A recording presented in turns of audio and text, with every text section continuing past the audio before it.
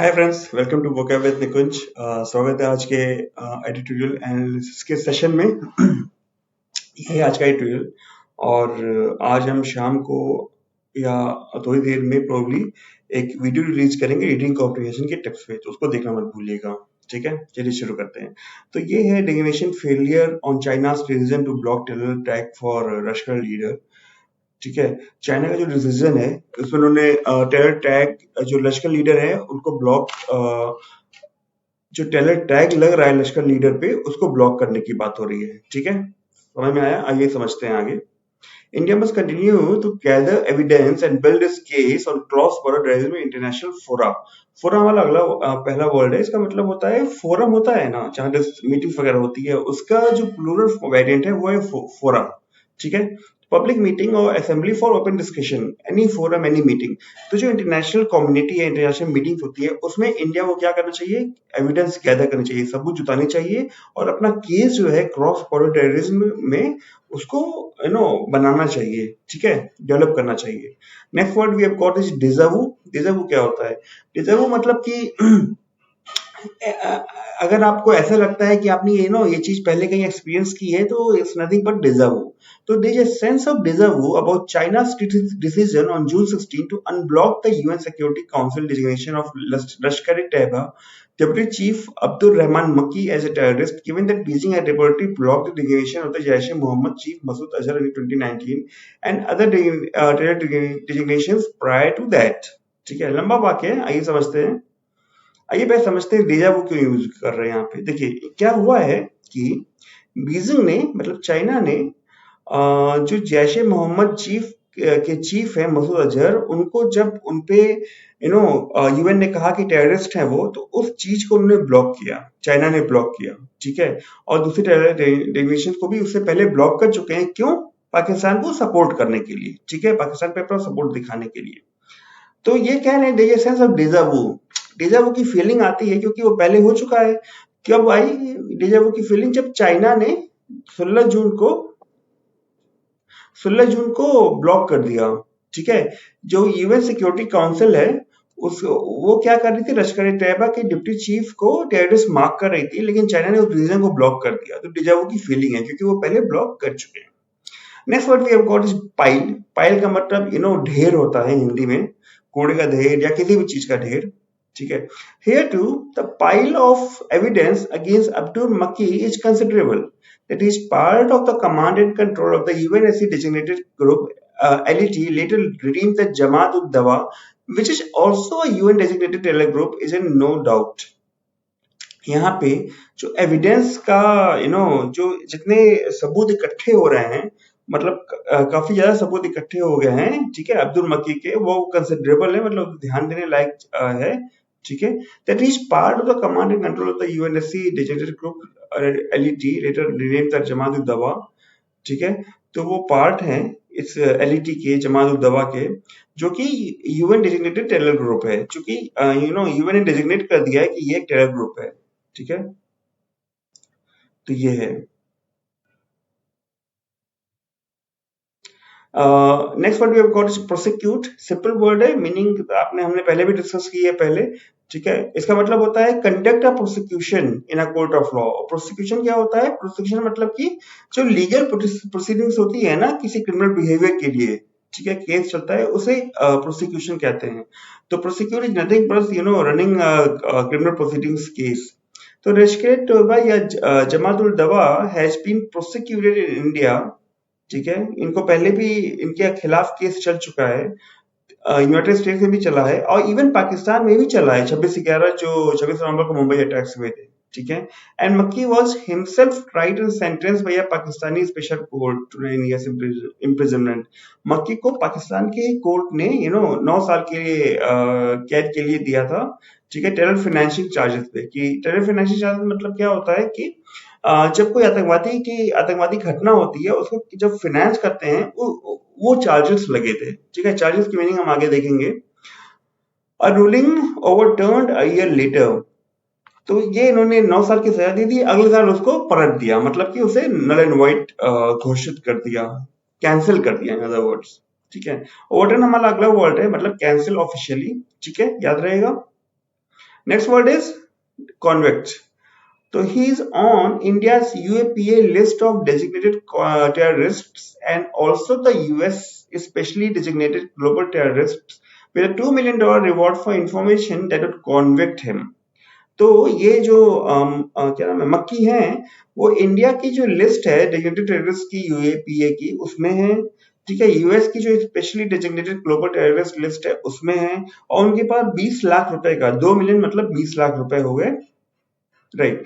तो उस पे रिवॉर्ड है जो भी इनका जो भी ऐसी इंफॉर्मेशन पेश करेगा जो इन्हें कॉन्विक्ट करती. कॉन्विक्ट क्या मतलब होता है? Declare guilty. ठीक है, तो ये इस सेंटेंस का मतलब है. कॉन्विक्ट वाला अगला वर्ड था.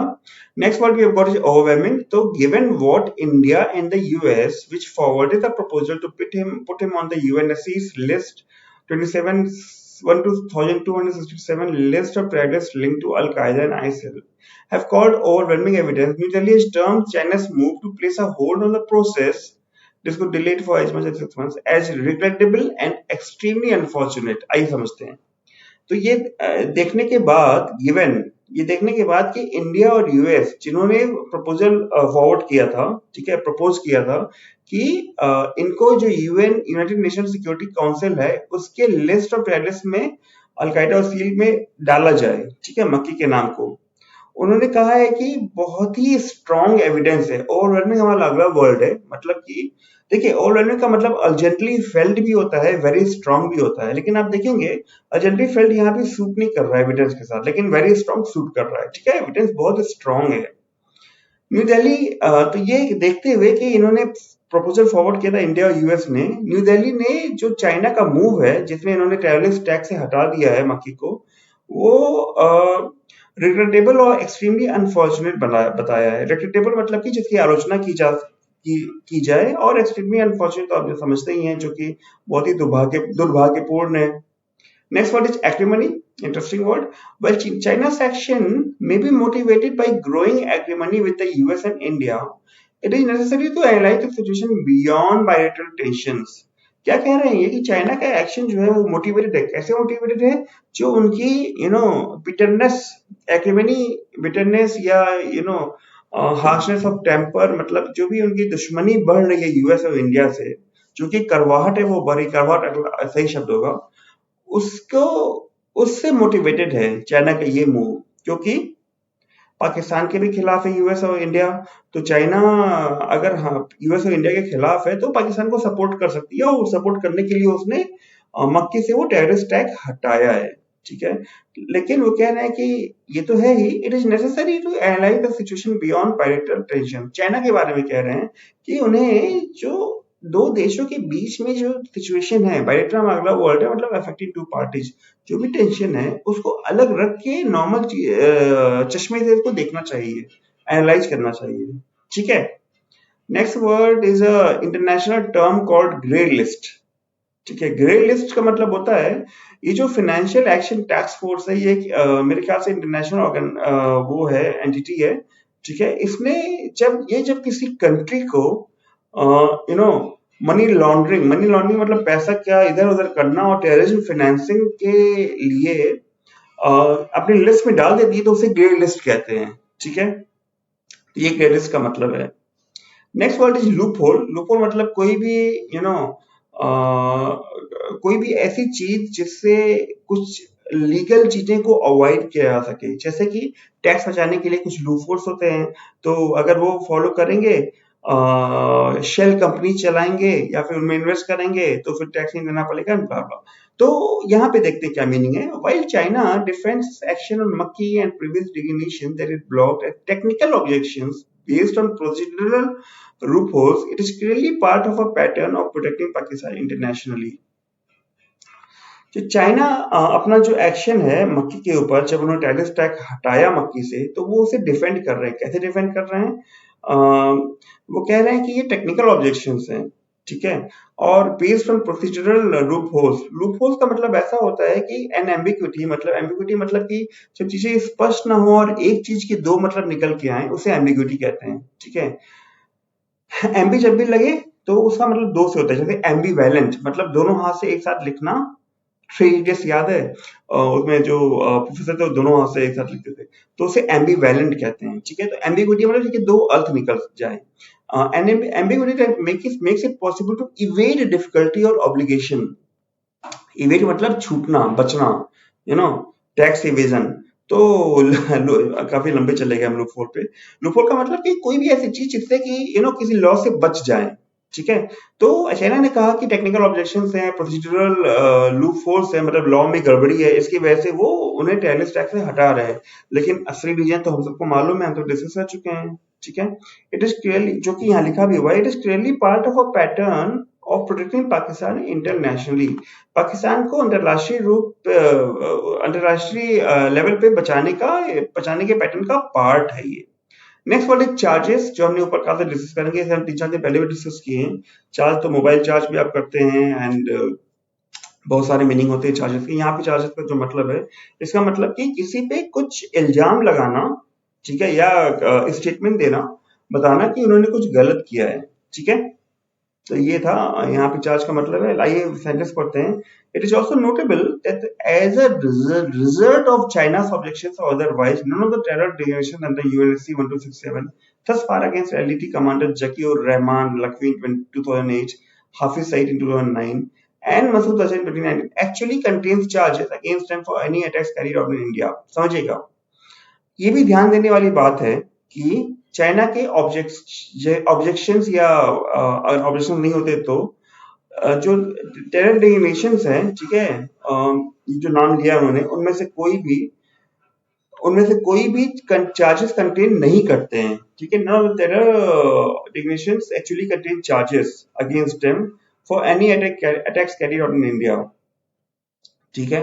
तो चार्जेस का मतलब है कि को कहना कि किसी ने कुछ गलत किया है, ठीक है। Next what is pursuance. परसू तो आप जानते हैं कि कोई भी कोर्स स्टेप करते हैं, मान लीजिए कोई बीकॉम कर रहा है तो उसे कहते हैं ही इज परसुइंग बीकॉम, ठीक है। यहाँ पे परसुइंग का मतलब थोड़ा अलग है। Beyond criticism and continued pursuance of the listing, it is necessary for the government to continue to gather evidence, systematically build its case on cross-border terrorism on the international stage that cannot be derailed by political or geopolitical considerations। Criticism और continued pursuance, Bharat क्या कर रहा है? भारत आलोचना कर रहा है, ठीक है, क्रिटिसिज्म कर रहा है और परसू कर रहा है, मतलब कि अपने एक्शन को जो एक्शन है कुछ अचीव करने का, क्या अचीव करना है? लिस्टिंग को, ठीक है। लिस्टिंग में जो जो लोग लिस्ट में हैं उनको पकड़ना, ठीक है, इसलिए कह सकते हैं परसुएंस का मीनिंग यहाँ पे उसे अचीव करना।